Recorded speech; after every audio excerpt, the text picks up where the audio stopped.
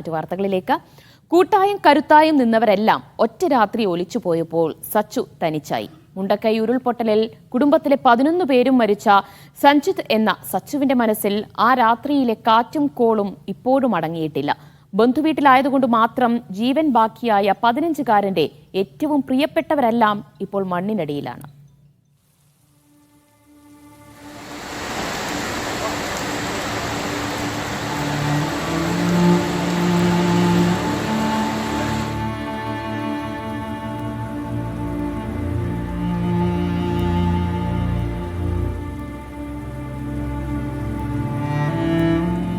മഴ ആഞ്ഞാഞ്ഞു പെയ്തൊരു രാത്രിയാണ് അത് സംഭവിച്ചത്.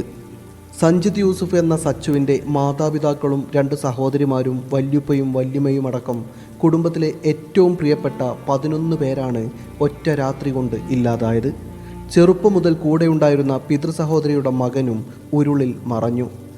മഴ കനത്തപ്പോൾ വീട്ടിലേക്കെത്തിയ ഉപ്പയുടെ സഹോദരിയും ഭർത്താവും മക്കളും വിധിക്ക് കീഴടങ്ങി.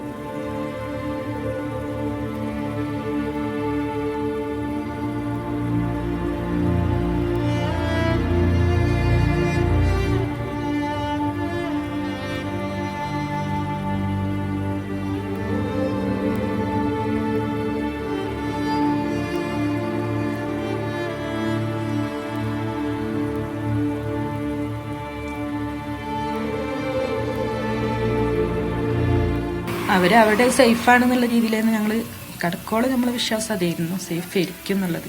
പിന്നെ ഒരു 1:30 ആയപ്പോഴാണ് എൻ്റെ വീട്ടിൽ നിന്ന് ഉമ്മ വിളിച്ചിട്ട് പറയണത് ഇങ്ങനെ ഉരുൾപൊട്ടിയിരിക്കണ്, ആരെങ്കിലും അറിയണവരുണ്ടെങ്കിൽ ഒന്ന് വിളിച്ചു നോക്കാൻ പറഞ്ഞിട്ട് പറഞ്ഞത്. അപ്പം തന്നെ ഞാൻ എണീച്ച് എല്ലാവരും വിളിച്ചു നോക്കിയപ്പോൾ ആരും ഫോൺ കിട്ടണില്ല.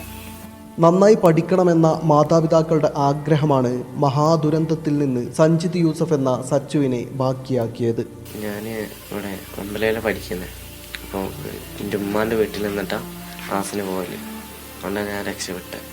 എൻ്റെ വീട്ടിൽ വല്യപ്പ, വല്യമ്മ, ഇപ്പം അമ്മ, 2 അനിയത്തിമാർ, എൻ്റെ അമ്മായി, അമ്മായിൻ്റെ ഭർത്താവ്, അതുപോലെ 2 മക്കളും വേറൊരു കാക്കിയുണ്ടായിരുന്നു. 11 പേര്. 5 പേരെ ബോഡി കിട്ടിയിട്ടുള്ളൂ. ഇനി കിട്ടാണ്ട് 6 പേര്. നിറയെ പച്ച വിരിച്ചു നിന്ന തൻ്റെ നാട് അക്ഷരാർത്ഥത്തിൽ ഇന്നൊരു ശ്മശാന ഭൂമിയാണ് എന്ന യാഥാർത്ഥ്യത്തിനു മുന്നിൽ പകച്ചു നിൽക്കുകയാണ് ഈ 15-കാരൻ. മാതാപിതാക്കളുടെ ആഗ്രഹം സഫലമാക്കണമെന്നേ ഇപ്പോൾ സച്ചുവിൻ്റെ മനസ്സിലുള്ളൂ. താൻ ഒറ്റക്കാവില്ലെന്ന വിശ്വാസത്തിലാണ് ചുള്ളിയോട്ടെ ഉമ്മയുടെ വീട്ടിൽ നിന്ന് അമ്പലവയലിലെ ഗവൺമെൻറ് ഹയർ സെക്കൻഡറി സ്കൂളിലേക്ക് ഇനി സച്ചു പോകാനൊരുങ്ങുന്നത്. മീഡിയ 1 വയനാട്.